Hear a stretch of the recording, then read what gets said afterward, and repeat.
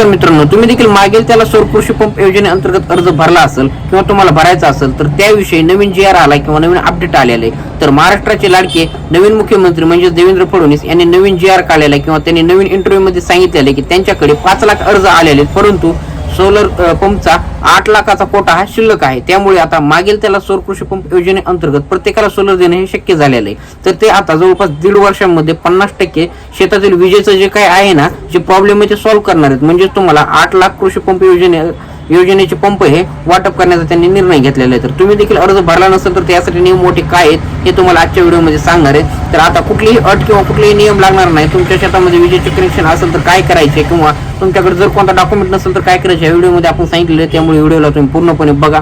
चॅनलला सबस्क्राईब केलं नसेल तर चॅनलला सबस्क्राईब करा, जेणेकरून अशाच नवीन अपडेट हे आपण या चॅनलवरती अपलोड करत असतो आणि तुम्ही कोणत्याही सरकारी योजनेपासून वंचित हे राहणार नाही। तर सर्वप्रथम तुम्हाला काय लागणार आहे तर शेतकऱ्याचा आधार कार्ड लागणार आहे, शेतकऱ्याचा मोबाईल नंबर लागणार आहे आणि शेतकऱ्याचा पासपोर्ट साईज फोटो एक लागणार आहे। हे झाले 3 डॉक्युमेंट आणि तुम्हाला आता सर्वात महत्त्वाचे म्हणजे 2 डॉक्युमेंट आहेत आणि हे 2 डॉक्युमेंट जर नसतील तर 100% तुमचा अर्ज हा बाद होतो किंवा तिथे सबमिट होत नाही किंवा तुमचा अर्ज हा पेंडिंगला पडतो। त्यामुळे तुम्हाला असं काही तुम्हाला प्रॉब्लेम येते नंतर की तुमचा अर्ज हा पेंडिंगला खूप दिवसांनी पडतो, तुम्ही 2-2, 3-3 वर्ष होतं फॉर्म भरून किंवा पेमेंट भरून, पण तुमचा अर्ज हा मंजूर होत नाही। तर त्याचं कारण मुख्य म्हणजे हे 2 डॉक्युमेंट आहेत। तर हे 2 डॉक्युमेंट कोणते आहेत? एक म्हणजे 7/12/8, तर 7/12 व 8 वरची तुमच्या विहिरीची किंवा बोरची नोंद ही असायला हवी। आणि दुसरा डॉक्युमेंट असा आहे, जर तुमचं सामायिक क्षेत्र असेल तर काय करायचं, सामायिक क्षेत्र जर तुमचं असेल तर सामायिक क्षेत्राला तुम्हाला एनओसी तयार करायची किंवा ना हरकत प्रमाणपत्र एक तयार करायचं। जर तुमचे विहीर सामायिक असेल किंवा तुमचा बोरवेल सामायिक असेल किंवा शेती सामायिक असेल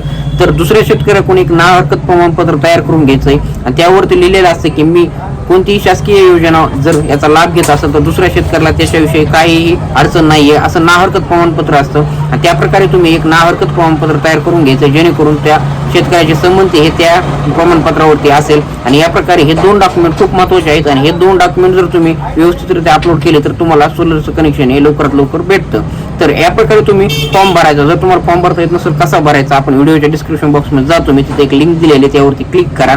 तुम्ही डायरेक्ट आपल्या चॅनलवरती जर क्लिक केला तरी देखील तुम्हाला तिथे व्हिडिओ मिळतील आणि तुम्ही कसा फॉर्म भरायचा। जर तुमचं सोलरचं पेमेंट करून 6 महिने झाले असतील परंतु सोलर आलं नसेल तर काय अडचण झाली, पूर्णपणे माहिती आपण या चॅनलवरती दिलेली आहे। त्यामुळे तुम्ही चॅनलवरचा व्हिडिओ पूर्ण बघा आणि आणखी तुम्ही चॅनलला सबस्क्राईब केलं नसेल खाली तुम्हाला लाल अक्षरामध्ये एक सबस्क्राईबचं बटन दिसते, त्यावरती क्लिक करा, जेणेकरून नवीन जर काही आपण व्हिडिओ बनवला तर तुमच्यापर्यंत येतो आणि तुम्ही कोणत्याही सरकारी योजनेपासून वंचित राहणार नाही, तुमच्यापर्यंत लवकरात लवकर माहिती ही पोहोचवेल। त्यामुळे तुम्ही लवकरात लवकर तो व्हिडिओ बघा आणि चॅनलला सबस्क्राईब देखील करून घ्या, जेणेकरून नवीन काय अपडेट आलं तर तुमच्यापर्यंत पोहोचेल। तर भेटूयात पुढच्या व्हिडिओमध्ये। जर तुम्हाला काय असेल प्रॉब्लेम तर कमेंट बॉक्समध्ये सांगा, त्याविषयी आपण नवीन व्हिडिओ बनवूयात। धन्यवाद।